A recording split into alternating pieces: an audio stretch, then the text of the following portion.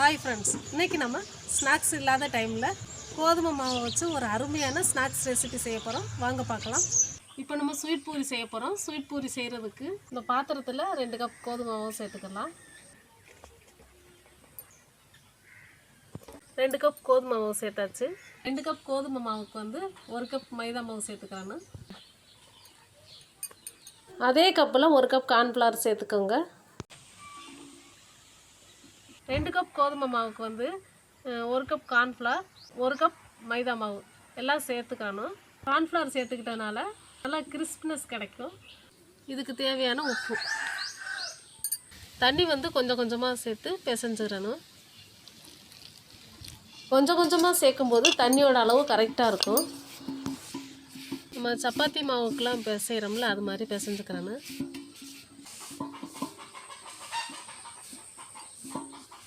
இந்த ஸ்டேஜில் நெய் இல்லைன்னா எண்ணெய் சேர்த்துக்கிறலாம். நான் 1 ஸ்பூன் நெய் சேர்த்துக்கிறேன். இதுக்கு வந்து நெய் அல்லது எண்ணெய் சேர்த்து பிசைஞ்சிக்கிட்டோம்னா நல்லா சாஃப்டாக இருக்கும். இது ஒரு பக்கம் இருக்கட்டும். நம்ம இப்போ ஜீரா காய்ச்சிடலாம். 1 கப் சீனி போட்டுக்கலாம். 1 கப் சீனிக்கு 2 கப் தண்ணி, அது கரெக்டாக இருக்கும். நல்லா கொதிச்சிருச்சு. தேன் மாதிரி 2 கம்பி பதம் வரணும், அந்த அளவுக்கு காய்ச்சிருங்க. கடையிலெல்லாம் 3 மாவும் சேர்த்து தான் செய்வாங்க.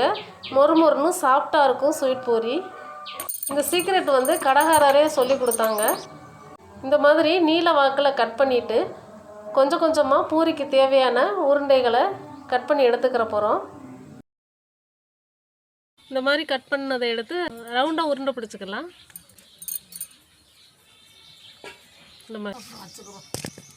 இந்த மாவு ஒட்டாமல் இருக்கிறதுக்கு கொஞ்சம் கோதுமை மாவு தூவிக்கலாம். உருட்டி வச்ச உருண்டைகளை கொஞ்சம் கொஞ்சமாக அப்படியே தேய்ச்சிக்கிட்டே இருந்தோம்னா அந்த கார்னர்லேயே தேய்ச்சிக்கிறணும். அப்போ தான் வந்து உங்களுக்கு அந்த ரவுண்ட் ஷேப் கிடைக்கும். பாருங்கள், கட் பண்ணி ரவுண்ட் ஷேப் கொண்டு வர தேவையில்லை. இந்தளவுக்கு கனமாகவும் கொஞ்சம் பெரிய சைஸாகவும் தேய்ச்சிக்கிறணும். நல்லா ரவுண்ட் ஷேப்பில் இருக்குது, இதே அளவுக்கு தேய்ச்சிக்கிறணும். அடுத்தது தேய்ச்சிக்கலாம். எல்லா உருண்டைகளையும் இதே மாதிரி ரவுண்ட் ஷேப்பில் தேய்ச்சிக்கிறலாம். அவ்வளோதான், எல்லாத்தையும் தேய்ச்சி எடுத்து தட்டில் வச்சாச்சு. நீ எண்ணெயில் போட்டு பொரிச்சு எடுத்துக்கலாம். ஒரு கடாயில் பொரிக்க தேவையான எண்ணெய் ஊற்றியாச்சு.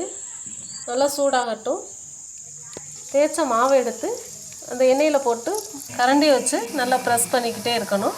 நல்லா வேகிற வரைக்கும் இதே மாதிரி ப்ரெஸ் பண்ணிக்கிட்டே இருக்கணும். ஒரு பக்கம் நல்லா வெந்துருச்சு, இன்னொரு பக்கம் வேகிறதுக்காக திருப்பி போட்டுக்கிடலாம். பூரி எப்படி பொரிப்போமோ அதே மாதிரி பொரிச்சு எடுத்துக்கிடலாம். பொரிச்ச பூரியை ஒரு தட்டில் வச்சுட்டு இதே மாதிரி தேய்ச்ச மாவை எல்லாத்தையும் பொரிச்சு எடுத்துக்கிடலாம்.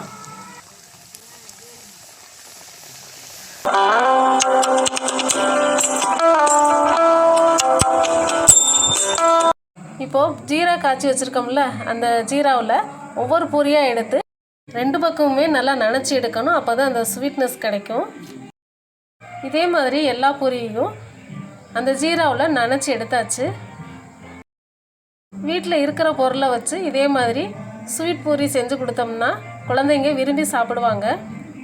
ஸ்வீட் பூரி பத்துற மாதிரி ஒரு பெரிய டப்பாவை எடுத்து அதில் எல்லா பூரியும் மூடி வச்சு ஸ்டோர் பண்ணி வச்சிட்டோம்னா ஒரு 10 நாள் வரைக்கும் கெடாது, அப்படியே இருக்கும்.